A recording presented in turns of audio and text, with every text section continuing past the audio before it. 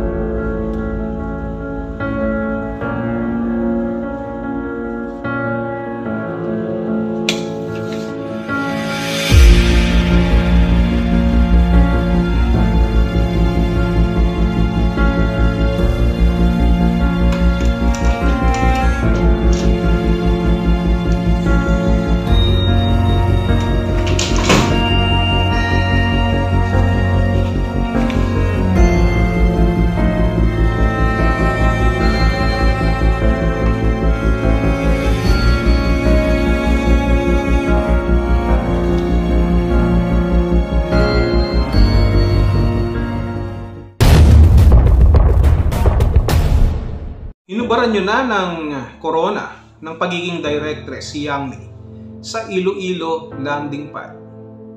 Bakit? Tingin nyo ba ganun na lang yun kadali? Nawala na ng corona si Yang Mi at ito ay napanood natin sa live ni Kuya Bal. Ito ay dahil may kinalaman sa talumpati o resibo ni Baby Bopil na maaari daw mangyari at maging kapareho ng senaryo ang nangyari noon ng mga beneficiary dati ng Kalingap na wala na ngayon sa Kalingap. Ibig sabihin, inaalala lamang ni Baby Bopil na baka nga naman daw ganun din ang mangyari.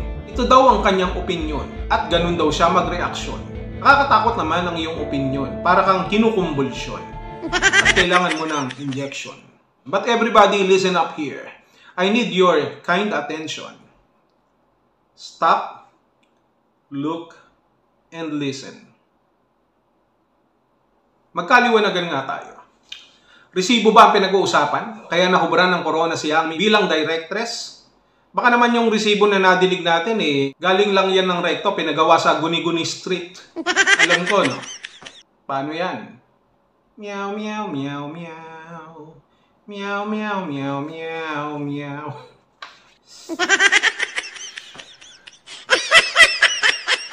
Paano yan? Ito na ang aking resibo. Sabihin na natin na ganun ang mangyayari. Partida na. Sabihin na natin, provided that lahat ng sinasabi niyo ay totoo, na gustong makinabang ni Yang Mi sa pamamagitan ng renovation, and in the end, siya nga ang makikinabang. Kung sakali nga na matapos na ang misyon ng Kalingap sa Iloilo, gagamitin ko ngayon yung argumento nyo na yan sa inyo mismo sa pamamagitan ng aking hawak na resibo. Handa na ba kayo? Listen. Babasahin ko sa inyo ang aking resibo at kayo na ang humusga kung bakit gusto namin na matuloy itong landing pad sa Iloilo. Yung sinasabi nyo at pinagmamalaki yung pakinabang ni Yang Mi, laban dito sa dapat sana'y pakinabang ng Kalingap in majority. Pagbasihan na lamang natin ang ating expense at income sa landing pad.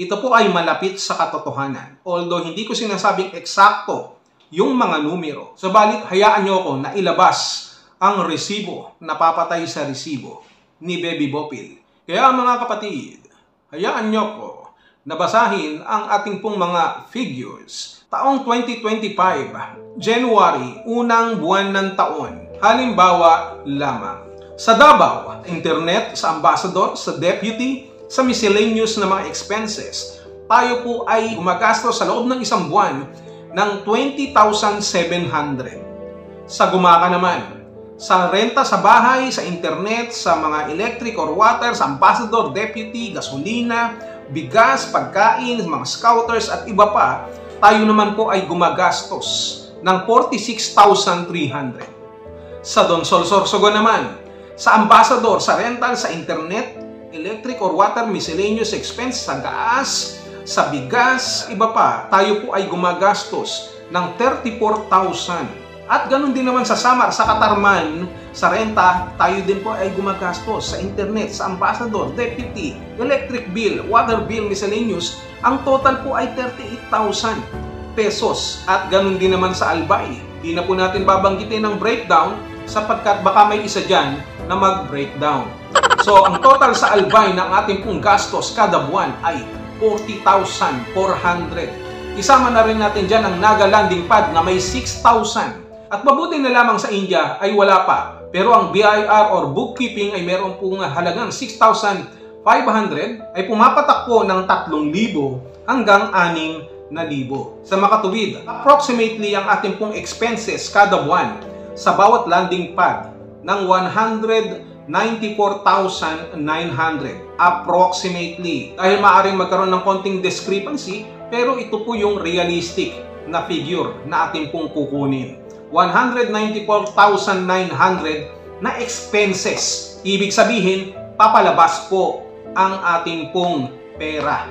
Ngayon, sa koleksyon naman, sa bawat buwan sa landing pad, ang ating pong halos nakokolekta, malaki-laki na rin po ito, ay nasa halaga pong 149,100. Depende sa koleksyon, maaaring bumaba at maaari din namang tumaas ng bahagya. So, ibig sabihin pala, kung ang ating pong expenses ay 194,900 sa lahat po ng landing pad at ang ating pong koleksyon ay 149,100 lamang, ibig sabihin yung deficit po o yung difference o yung inaabono ng Kalingap, inaabono nila Kuya Bal ay umaabot sa 45,800 aray. Dapat sana nagamit pa ito sa pang-abono sa palay para magkaroon ng bigas at hindi tayo nagugutom. Uulitin natin koleksyon ay 149,100 at ang ating pong expenses ay 194,900 at ang inaabono ng Kalingap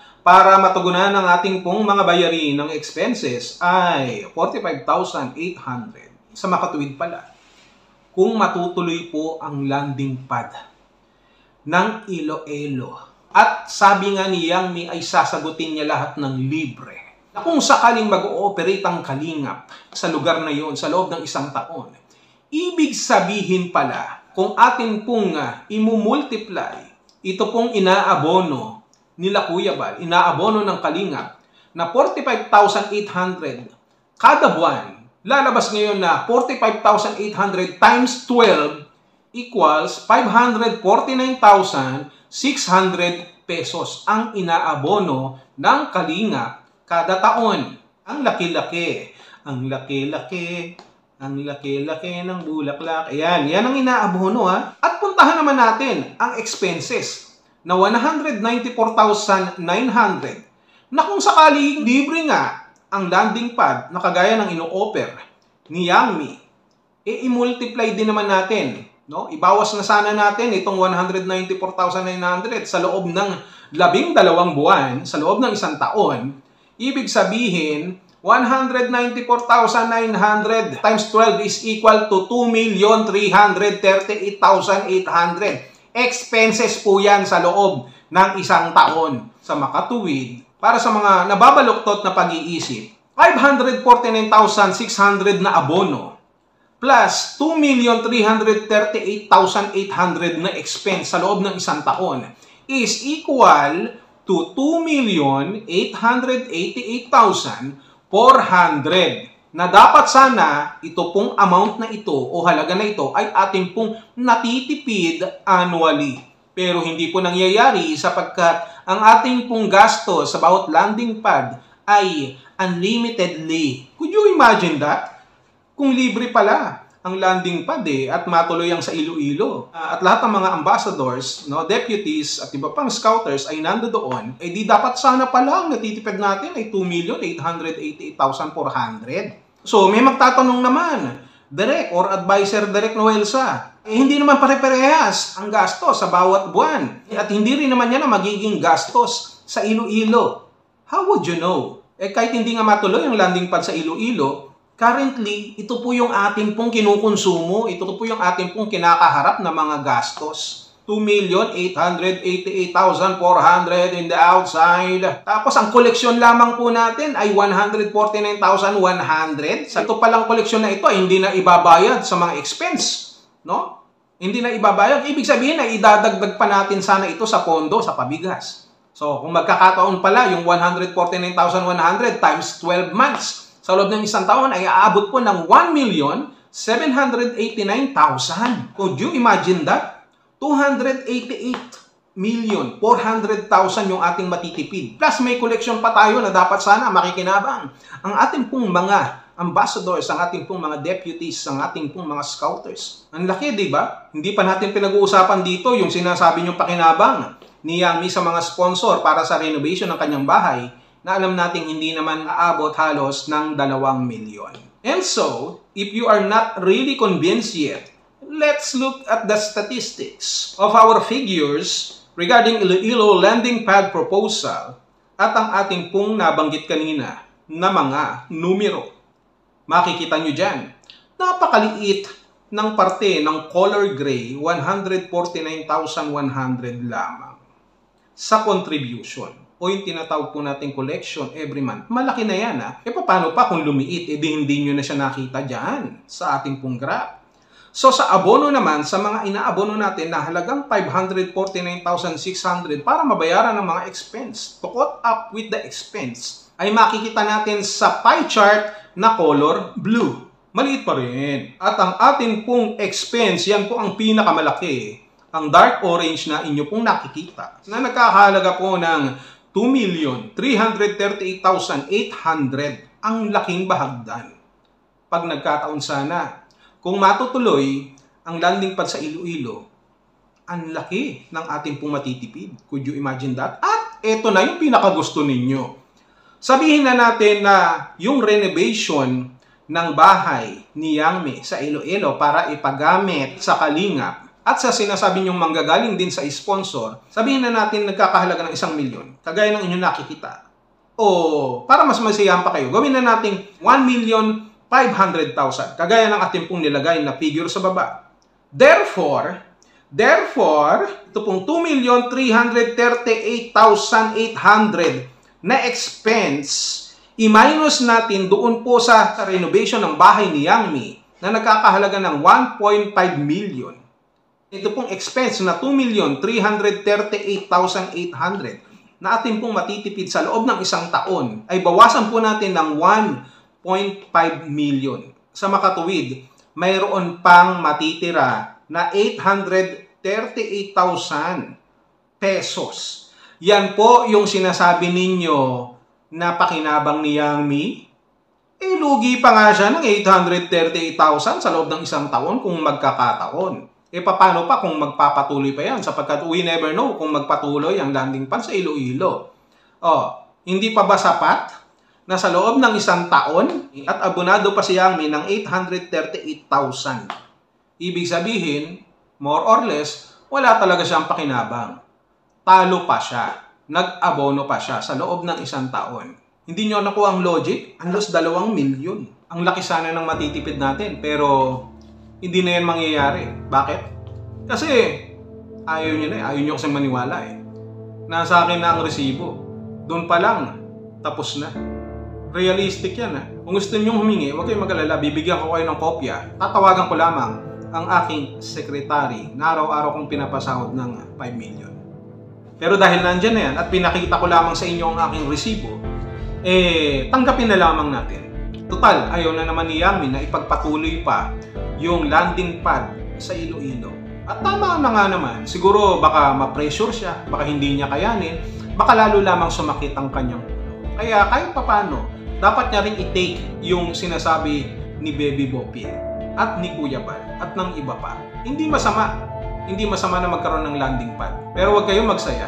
Hindi pa tapos ang laban. Sapagkat bilang advisor, pagkatapos po naming timbang-timbangin ang sitwasyon, kami po ay muling nag-meeting sa Zoom nila Kuya Bal at ni Yang Mi. Kasama po ang inyong lingkod.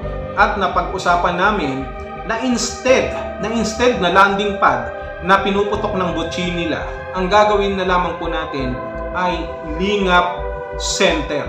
Ibig sabihin, hindi na kailangan ng mga scouters, hindi na kailangan ng mga charity vloggers na maa-assign doon. Sapagkat kawawa naman sila, baka tubuan sila ng pangil at pakpak.